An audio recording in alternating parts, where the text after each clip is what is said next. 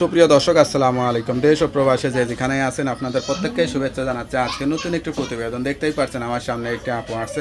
আসলে আপুর জীবনে কি হয়েছে বা কেন আসছে চলুন কথা বলে জানার চেষ্টা করি। আপু আসসালামু আলাইকুম। ওয়ালাইকুম আসসালাম ভাইয়া, ভালো আছেন? জি আলহামদুলিল্লাহ ভালো। আপু আপনার নাম কি? সোনিয়া। সোনিয়া আপু, কেমন আছেন আপনি? আমি তো আছি আলহামদুলিল্লাহ ভালো। ভালো আছেন? আপনার বাড়ি কোথায়? বাসা সাভার। সাভার। পরিবারে কে কে আছে? পরিবারে নানি আছে। শুধু নানি আছে? হ্যাঁ, মা বাবা নাই?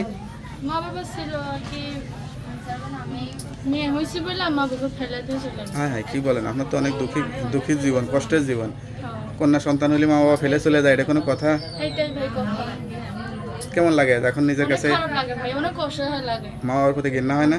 ঘৃণা হয় তো কি করবো, এখন ভাই ঘৃণা করলেও করা যায় না। মানে হাজার হোক তেমন মা বাবা ছিল, সে যদি আমার ফেলে দিয়ে যায় তাহলে তো আমি ফেলতে পারবো না, তাই তারা না? তো মা বাবার নামে আমি কলঙ্ক। এখন নানির কাছেই বড় হয়েছি। আচ্ছা আচ্ছা, এখন নানি কি চিন্তা করতেছে আপনাকে নিয়ে? নানি চিন্তা করতেছে একটা ভালো ছেলে পেলে বিয়ে সাথে দিব এটাই।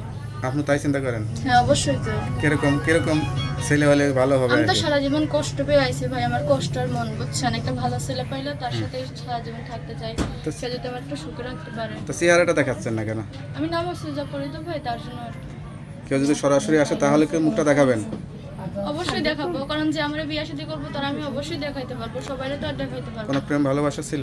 না, আমার জীবনে কোনো প্রেম ভালোবাসা ছিল না ভাই, কারণ আমি ছোটবেলা থেকে যেহেতু বাপ মা ভালোবাসা নাই, মানুষের বাসা কাম করে রাতে জীবন যাপন চালাইছি। টেলারেরও কাজ জানি, একটা মেশিন কিনতে পারতেছি না। আচ্ছা আচ্ছা, একটা সেলাই মেশিন যদি কেউ কিনে দেয় তাহলে কি জীবনটা সুন্দর হবে, নাকি যদি বিয়ে করে নেয় তাহলে ভালো হবে? সে যদি আমার বিয়া করে একটা সেলাই মেশিন কিনা দেয় তাহলে অবশ্যই জীবনটা সুন্দর হবে, কারণ আমি কামাই করে তার নিজে খামো না, তারাও খামো। মানে যদি ভালো মনের মানুষ হয় ইনকাম করেও খাওয়াইতে পারবেন, তাই তো? অবশ্যই পাবো। যাক, তা আপনার সঙ্গে কিভাবে যোগাযোগ করবে? আমার ফোন নাম্বার দিয়ে দাও। নাম্বারটা মুখস্থ আছে? না মুখস্থ নেই। তা নাম্বারটা আমার কাছে দেন, আমি দেখে বলে দিই। হ্যালো বিয়ে, শুনলেন এক অসহায় মেয়ে, সত্যিকারের কষ্টের জীবন। কেউ যদি যোগাযোগ করে বিয়ে শাদী করতে চান অবশ্যই তারা এই নাম্বারে যোগাযোগ করবেন। কষ্টের জীবন মানে একেবারে হ্যাঁ কষ্টের জীবন। সেটাই।